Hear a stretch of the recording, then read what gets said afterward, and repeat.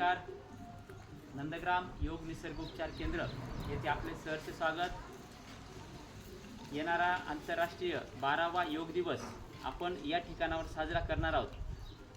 त्यासाठी आपल्याला खास आमंत्रण आणि त्यानिमित्ताने आपण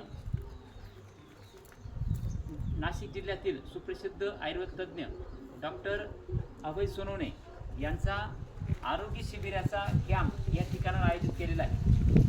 त्या कॅम्पमध्ये मणक्याचे विकार, पोटाचे विकार, पाठीचे विकार, त्याचबरोबर अनेक अशा जुनाट आजारांवर त्यांच्या माध्यमातून उपचार केले जाणार आहेत. तरी आपण या संधीचा लाभ घ्यावा.